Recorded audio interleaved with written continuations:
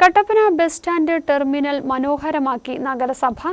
പലവിധ പോസ്റ്ററുകൾ പതിച്ച് വൃത്തികേടായിരുന്ന പുതിയ ബസ് സ്റ്റാൻഡ് ടെർമിനലിന്റെ ചുവരുകളാണ് പെയിന്റ് അടിച്ച് സാമൂഹ്യ അവബോധം തീർക്കുന്ന ചിത്രങ്ങൾ വരച്ച് നഗരസഭ മനോഹരമാക്കുന്നത്.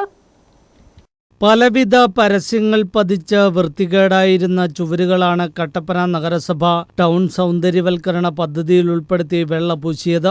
അർത്ഥസമ്പുഷ്ടമായ മികച്ച ചിത്രങ്ങൾ ചായക്കൂട്ടിൽ വരച്ചു ചേർക്കുകയും ചെയ്തു. ശുചിത്വബോധം, ലഹരി നിർമ്മാർജ്ജനം തുടങ്ങി ശുചീകരണ തൊഴിലാളി വരെ പെയിന്റിങ്ങിൽ ഇടം പിടിച്ചിട്ടുണ്ട്. ഈ പ്രവർത്തനത്തെ നമ്മൾ വളരെയധികം സന്തോഷത്തോടെ സ്വാഗതം ചെയ്യുകയാണ്. കഴിഞ്ഞ കാലഘട്ടത്തിൽ ബസ് സ്റ്റാൻഡ് മത്സരവും എല്ലാ രാഷ്ട്രീയ പാർട്ടികളുടെയും പോസ്റ്ററുകളും സിനിമാ പോസ്റ്ററുകൾ കുറിച്ചിട്ട് വളരെ വൃത്തികേടായി കിടക്കുകയായിരുന്നു. അതെല്ലാം മാറ്റിമറിക്കാനും ഇങ്ങനെയൊരു സംരംഭത്തിന് മുൻകൈയെടുത്ത കട്ടപ്പന മുനിസിപ്പാലിറ്റിയിലെ ചെയർപേഴ്സണെയും ഭരണസഭയും ഒന്നടക്കം ജീവനക്കാരെയും അഭിനന്ദിക്കാൻ നമ്മൾ ഈ അവസരം വിനിയോഗിക്കും. പുതിയ ബസ് സ്റ്റാൻഡിലെ ടെർമിനൽ എല്ലാ വർഷവും നഗരസഭ പെയിന്റടിച്ച് വൃത്തിയാക്കുമെങ്കിലും ദിവസങ്ങൾക്കകം 4 വശവും വിവിധ തരത്തിലുള്ള പോസ്റ്റർ പതിപ്പിക്കും.